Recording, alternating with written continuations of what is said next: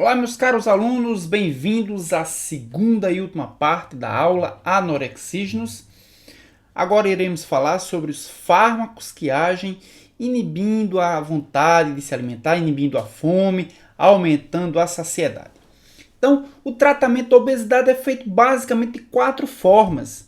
Ou através de um tratamento farmacológico, que é o que nós vamos focar nessa aula, mas também pode ser feito através de um tratamento cirúrgico. Nós vimos na primeira parte dessa aula que na obesidade mórbida, ou seja, quando o IMC é superior a 40, o tratamento farmacológico ele não é indicado, a indicação é de tratamento cirúrgico. Além do tratamento cirúrgico, a obesidade também pode ser tratada através de atividade física. Além disso, a atividade física muitas vezes é muito mais eficiente quando está associada a um tratamento, quando está associada a uma dieta. Então, dieta mais atividade física muitas vezes consegue controlar, retardar e até resolver o problema de algumas pessoas com relação à obesidade. Já que nós vamos falar basicamente do tratamento farmacológico para a obesidade, precisamos entender quem pode usar remédios para emagrecer. Nós vimos na primeira parte dessa aula que os medicamentos, que os fármacos, devem ser utilizados apenas para a obesidade. Ou seja, para pessoas que apresentam IMC superior a 30. Obesidade grau 1, obesidade grau 2, normalmente são tratadas com medicamentos, normalmente são tratados com fármacos. Mas só os obesos podem utilizar os fármacos? Normalmente sim. Então você precisa ter um IMC superior a 30 para tratar essa obesidade com fármacos. Pessoas com sobrepeso, ou seja, aquelas pessoas que apresentam IMC superior a 25, até podem utilizar os medicamentos, mas normalmente a indicação para essas pessoas com sobrepeso é apenas se houver uma comorbidade, como por exemplo um diabetes, uma hipertensão, uma insuficiência cardíaca congestiva. Nessas situações onde o sobrepeso é acompanhado de uma outra doença, aí sim são indicados fármacos para ajudar no emagrecimento. A terceira situação na qual se deve utilizar ou se pode utilizar um medicamento para emagrecer são pacientes com transtorno de compulsão alimentar. São pacientes que apresentam desequilíbrios neurológicos que fazem com que eles estejam a todo instante ingerindo calorias, ingerindo alimentos. Então, essas pessoas precisam usar medicamentos que, em sua grande maioria das vezes, nós veremos nessa aula, vão atuar no sistema nervoso central, reequilibrando os neurotransmissores, principalmente aqueles neurotransmissores que agem no centro da fome ou que agem no centro da saciedade. Tá? Então, são 3 situações: os obesos, com IMC acima de 30, as pessoas que apresentam sobrepeso, IMC superior a 25 e, associado a isso, alguma comorbidade, ou pacientes que apresentam transtorno de compulsão alimentar. Se existe quem pode usar, existe aqueles que não podem usar de jeito nenhum, pelo menos não são indicados o uso de fármacos anorexígenos. Então, quem não deve usar? Pessoas com IMC menor do que 25. Essas pessoas normalmente podem ser tratadas apenas com alteração comportamental. Também não devem utilizar só para fechar um pouco a boca. Pessoas hipertensas descontroladas, com história de doença coronariana ou insuficiência cardíaca, diabéticos, por conta própria ou que apresentam outras doenças endócrinas hormonais como síndrome de Cushing, hipotireoidismo e hipogonadismo. Então, essas pessoas normalmente não devem utilizar o tratamento farmacológico da obesidade. Pode ser feito por uma dessas 3 linhas. Pode ser feito utilizando-se os chamados termogênicos, os fármacos termogênicos. E o que são fármacos termogênicos? são fármacos que aumentam o gasto calórico, ou seja, são fármacos que transformam a gordura em calorias para serem utilizadas no metabolismo celular. Os principais termogênicos que podem ser utilizados para o tratamento da obesidade é a efedrina, a cafeína e a aminofilina, são os principais termogênicos. Além dos termogênicos, também podem ser utilizados como tratamento farmacológico da obesidade os anorexígenos, que vai ser objeto dessa aula.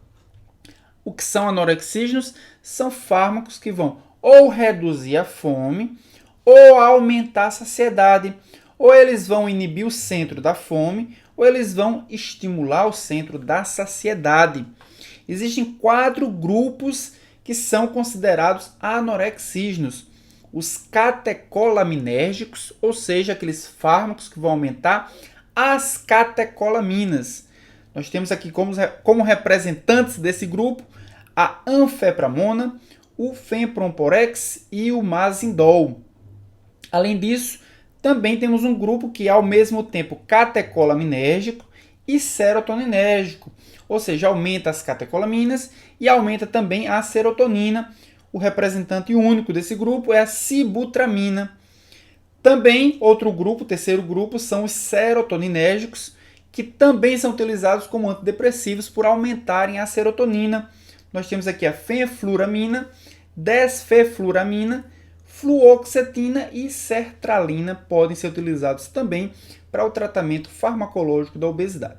E, finalmente, o quarto grupo são os antagonistas canabinoides.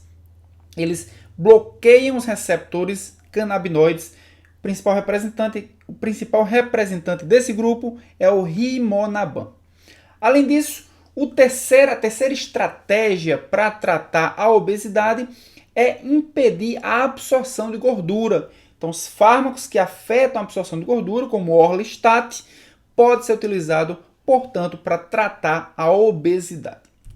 Então, vamos falar sobre cada um desses grupos, iniciando pelos catecolaminérgicos, que, como foi falado, eles vão aumentar os níveis de catecolaminas. Nós temos aqui a anfepramona. Alguns nomes comerciais da anfepramona, nós temos aqui o hipofagin, o inibex e o obesil.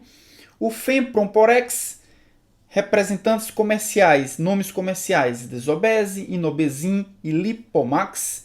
E o mazindol, todos eles pertencem ao grupo dos catecolaminérgicos. Vamos falar inicialmente sobre a farmacocinética dos catecolaminérgicos. Biotransformação é essencialmente hepática, e aí a gente precisa chamar a atenção do fempronporex, que produz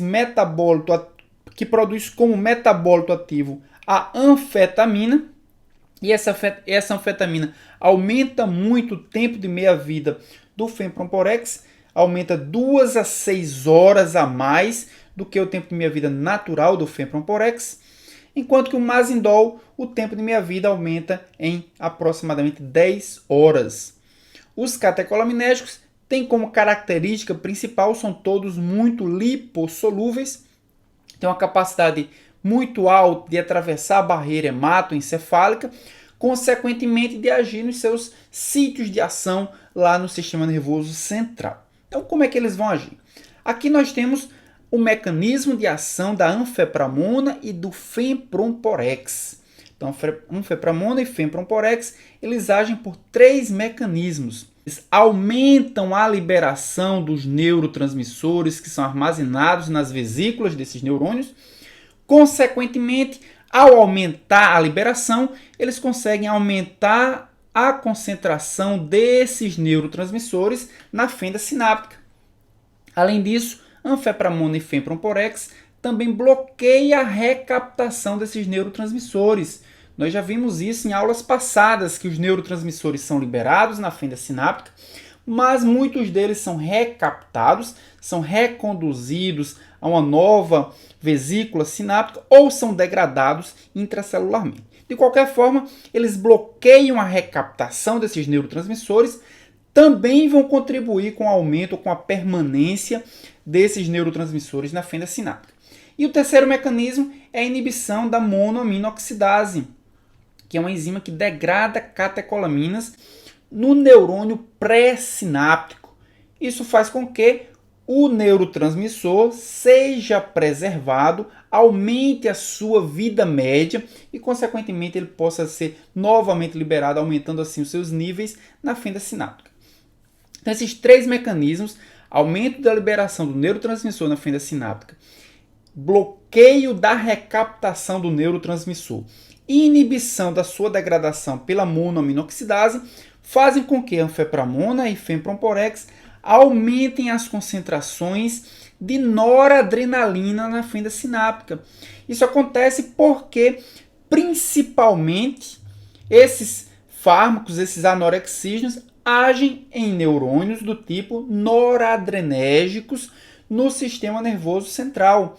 E o aumento de noradrenalina no sistema nervoso central produz uma inibição do centro da fome, ou seja, diminui a sensação de fome. E é esse o grande esse é o efeito principal da anfepramona e do fempромporex. Por três mecanismos diferentes, aumenta os níveis de noradrenalina, consequentemente diminui a atividade do centro da fome, diminui a sensação de fome. Com menos fome, o usuário desses fármacos vai ingerir menos alimentos vão ser depositados, menos alimentos vão ser armazenados no tecido adiposo e isso contribui com a redução da obesidade. Já o mazindol, ele age por um outro mecanismo. O mazindol, ele bloqueia a recaptação de neurotransmissores, ou seja, ele não altera a liberação do neurotransmissor, ele não impede a degradação do neurotransmissor, mas ele impede que aquele neurotransmissor seja recaptado. Consequentemente, ele contribui com o aumento das concentrações do neurotransmissor na fenda sináptica. Mas quais neurotransmissores vão aumentar na fenda sináptica? Vão aumentar noradrenalina e vai aumentar também a dopamina. Então, o mazindol, ele age em dois sistemas de recaptação de neurotransmissor. O sistema de recaptação noradrenérgico e o sistema de recaptação dopaminérgico. Como nós já vimos, o aumento da noradrenalina diminui a sensação de fome. E o aumento da dopamina vai causar o quê? O aumento da dopamina vai causar aumento da sensação de saciedade. Vejam que o mazindol, por um único mecanismo, consegue diminuir a fome e aumentar a saciedade. E esses dois efeitos contribuem com a redução da obesidade. Mas como todo fármaco, os catecolaminérgicos também produzem efeitos colaterais. E por aumentar muito a atividade noradrenérgica, consequentemente ele promove um desequilíbrio entre o sistema noradrenérgico e o sistema colinérgico, o sistema simpático e o parasimpático, promovendo um aumento do simpático e uma redução do parasimpático. Então, os efeitos colaterais dos catecolaminérgicos são efeitos muito parecidos com aqueles encontrados com anticolinérgicos. Eles apresentam, então, os usuários que fazem uso dos catecolaminérgicos apresentam boca seca, constipação, taquicardia, hipertensão, insônia, tremor, ansiedade e muita irritabilidade. Por essa razão, muitos médicos fazem associação de um anorexígeno do tipo catecolaminérgico com um ansiolítico para reduzir principalmente esses efeitos da ansiedade e da irritabilidade. Mas efeitos muito mais comuns do que ansiedade e irritabilidade são os efeitos anticolinérgicos, boca seca, constipação, taquicardia e hipertensão, todos eles são efeitos do tipo anticolinérgicos. Os anorexígenos do tipo catecolaminérgicos apresentam basicamente 4 interações medicamentosas com os inibidores da monoaminoxidase, como a moclobemida, tranilcipromida e selegiline, que são utilizados ou como antidepressivos ou para o tratamento do mal de Parkinson. Eles promovem, por inibirem a monoaminoxidase, eles promovem aumento das catecolaminas, o que os anorexígenos já estão fazendo. Isso faz com que haja aumento exacerbado da noradrenalina e isso vai induzir uma crise hipertensiva. Então, pacientes que fazem uso de inibidores da MAO ou para tratar depressão ou para tratar o mal de Parkinson não devem fazer uso dos anorexígenos do tipo catecolaminérgicos, porque fatalmente vão ter uma crise hipertensiva. Assim como vai ter uma crise hipertensiva se fizerem uso de descongestionantes nasais, antitussígenos e antialérgicos, que também aumentam os níveis de noradrenalina, consequentemente vai induzir uma maior probabilidade de causar uma hipertensão arterial sistêmica. Também outra interação importante dos anorexígenos catecolaminérgicos são as drogas ilícitas e álcool. Elas causam transtorno psicótico e podem causar depressão. Então também não se deve utilizar esses anorexígenos com drogas ilícitas ou com álcool, porque isso vai causar uma depressão do sistema nervoso central ou pode induzir um transtorno psicótico. A vitamina C vai aumentar a excreção dos anorexígenos, consequentemente vai reduzir o seu efeito, e os fármacos que são metabolizados pelo sistema citocromo P450 vão alterar a biodisponibilidade dos anorexígenos. Quais as contraindicações dos anorexígenos do tipo catecolaminérgicos?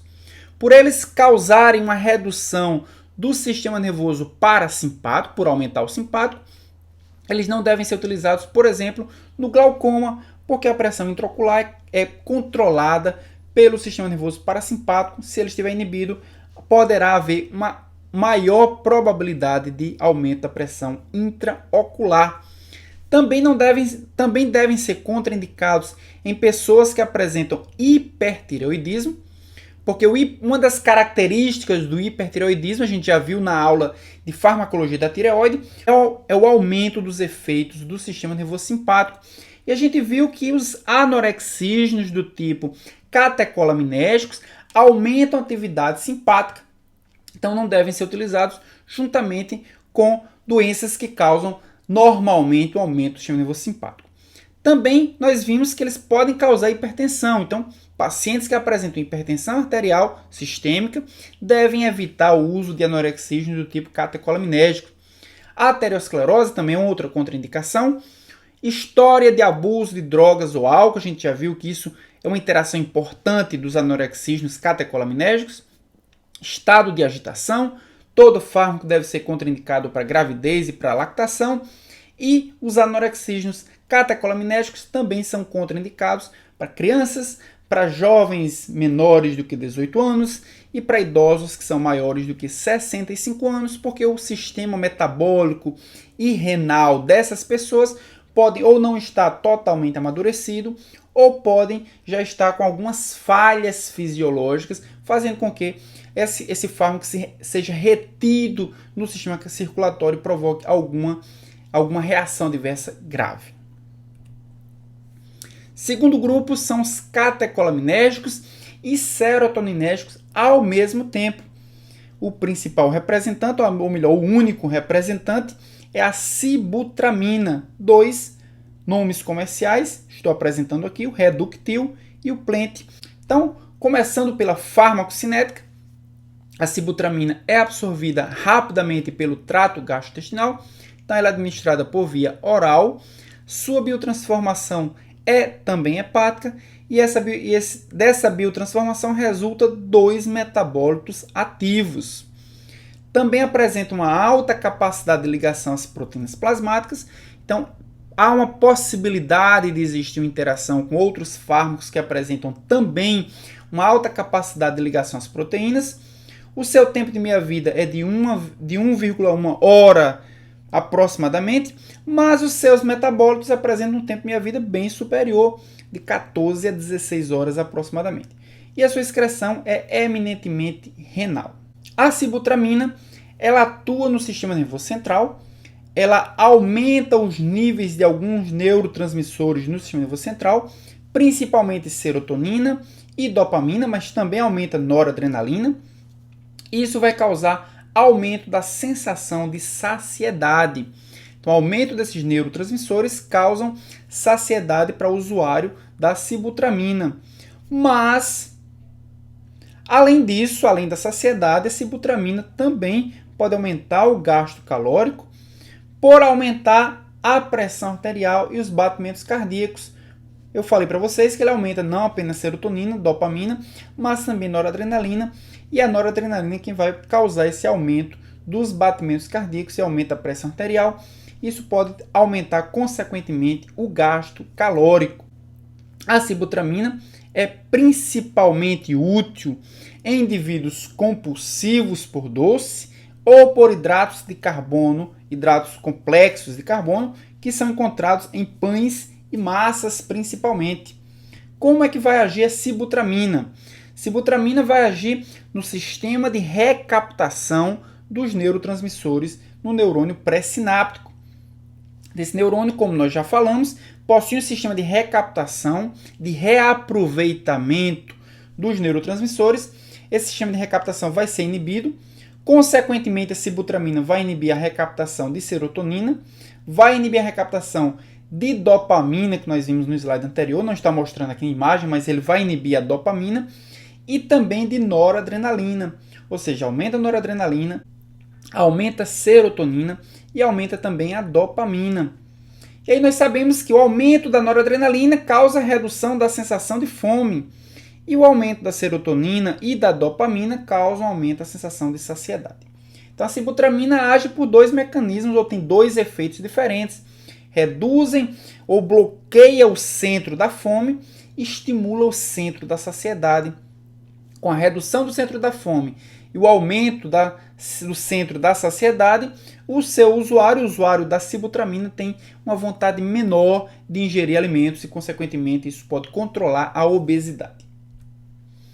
Quais os efeitos colaterais? Da mesma forma, como houve um aumento de catecolaminas, aqui houve um aumento também de serotonina, que contribuiu além do que nós vimos no fármaco anterior, nos catecolaminérgicos.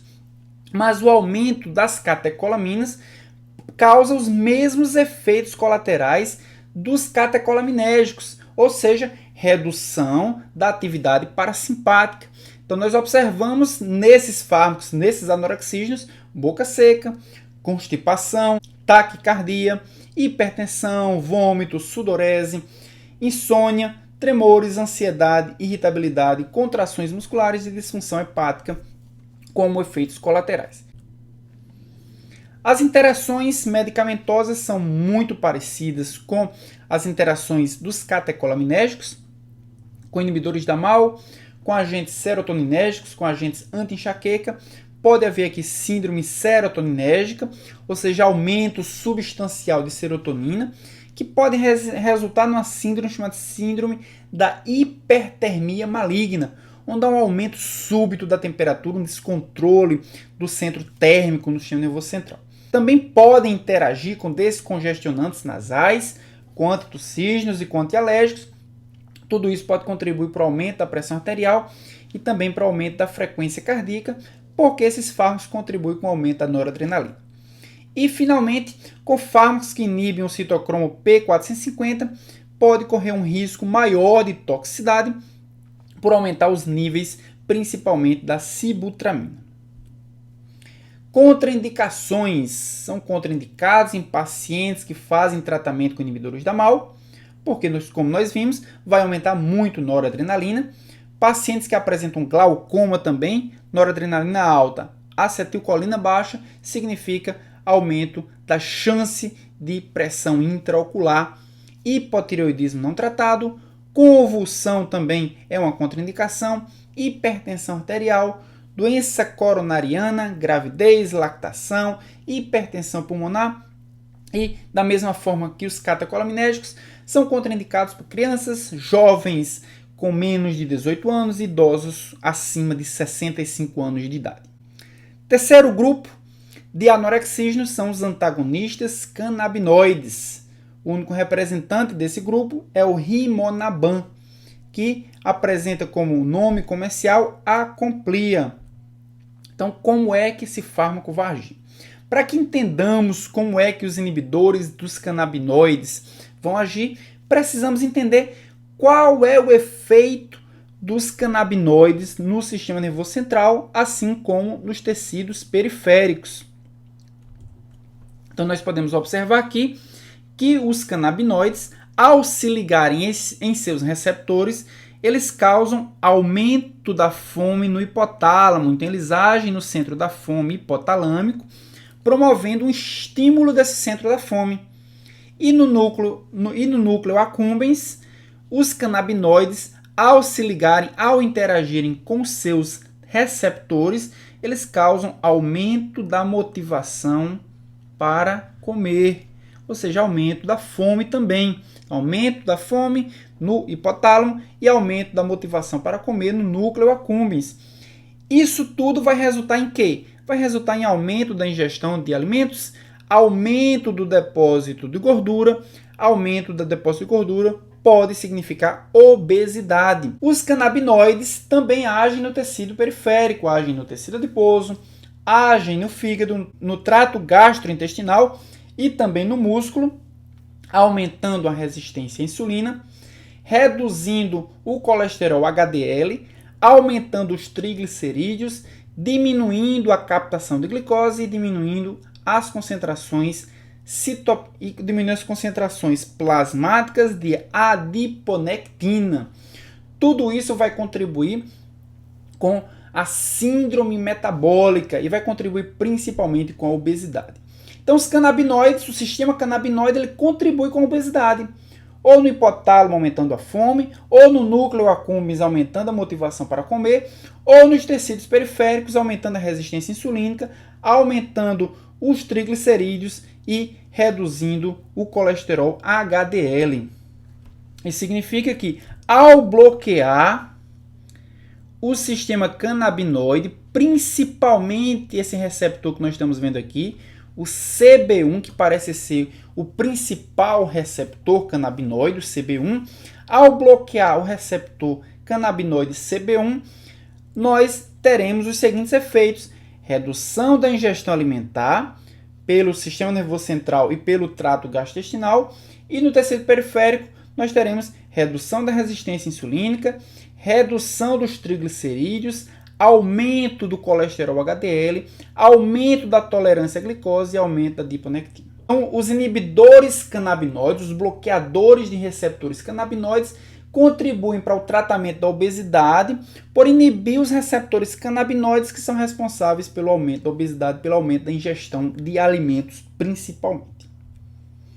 Mas esses fármacos, eles causam efeitos colaterais também. E quais são os principais efeitos colaterais?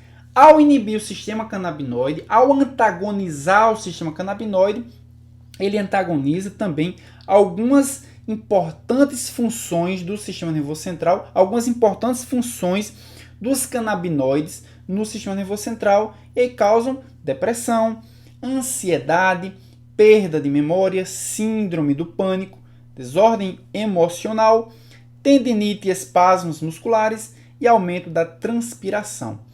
Por essa razão, principalmente pela depressão e pela ansiedade, os inibidores, os antagonistas de canabinoide, hoje já não mais são usados como anorexígenos, mas eles já foram utilizados por muito tempo como anorexígenos, mas por causarem essa depressão principalmente e se estarem envolvidos com alguns casos de suicídio, eles foram retirados do mercado e foram designados para estudos mais aprofundados sobre os seus efeitos. Os antagonistas canabinoides, eles são metabolizados pelo citocromo P3A4.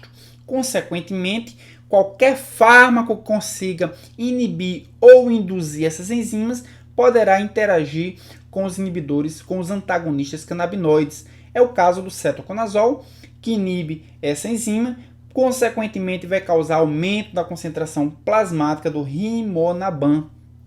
E a rifampicina e fenitoína fazem o contrário, eles induzem o citocromo 3A4, consequentemente eles diminuem a concentração plasmática dos antagonistas canabinoides. Contraindicações dos antagonistas canabinoides. Então, pessoas com histórico de problemas renais não devem utilizar esses anorexígenos. Histórico de problemas psiquiátricos sérios, como depressão profunda, a gente viu que eles causam depressão. Obviamente, pessoas que já têm alguma história de depressão devem evitar usar os inibidores canabinoides. Histórico de problemas cardiovasculares, como infarto do miocárdio, AVC, que tenha ocorrido em menos de 6 meses também não devem utilizar esses anorexígenos. E, obviamente, mulheres na fase de lactação ou na gravidez também é totalmente contraindicado. E, finalmente, nós vamos ver agora o último grupo de fármacos usados como anorexígenos. São os medicamentos que alteram a absorção de gordura. O único representante aqui é o Orlistat, que tem como nome comercial Xenical. Então, o Xenical ele apresenta uma absorção sistêmica insignificante. Ele praticamente não é absorvido, consequentemente, seus níveis plasmáticos são muito baixos. Então, ele é eliminado basicamente pelas fezes, mas é biotransformado no trato gastrointestinal e essa biotransformação produz 2 metabólitos. E esses metabólitos também são eliminados pelas fezes. Qual é o mecanismo de ação do Orlistat? Então, o Orlistat ele se liga numa enzima chamada lipase pancreática no trato gastrointestinal. Nós falaremos melhor desse fármaco na próxima videoaula, onde falaremos sobre os fármacos utilizados nas dislipidemias. Mas, por hora, o que é que nós precisamos saber? Que o Orlistat se liga na lipase pancreática, inibindo essa enzima, e essa enzima ela é responsável por degradar, por digerir os triacilgliceróis, os triglicerídeos. Consequentemente, depois de digerido, os ácidos graxos e o glicerol, obviamente, vai ser absorvido pelo trato gastrointestinal. Mas, se essa enzima estiver inibida, o triacilglicerol não vai ser digerido, consequentemente, ele não vai ser absorvido e ele vai ser eliminado juntamente com as fezes. Com a redução da absorção de gordura, com a redução da absorção de triglicerídeos, isso pode ser fundamental para o controle da obesidade.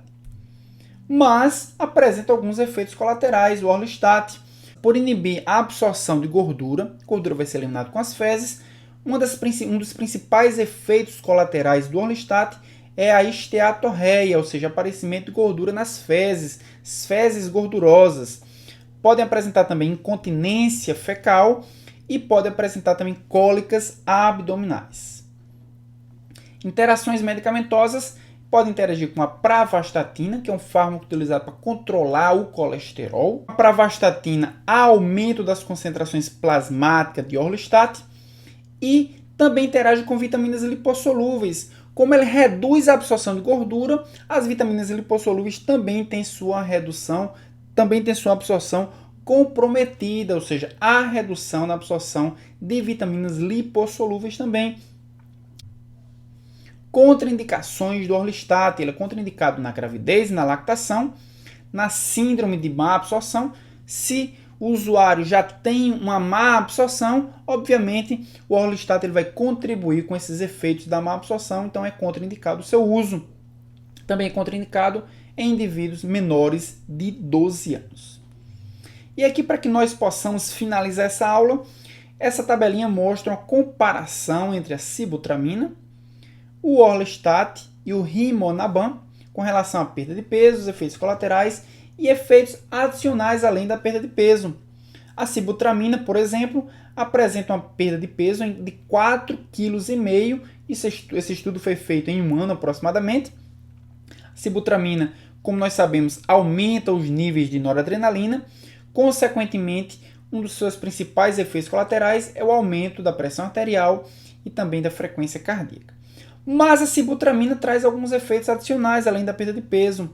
Ele promove o aumento do colesterol HDL, redução dos triglicerídeos e também promove uma pequena melhora no controle da diabetes mellitus.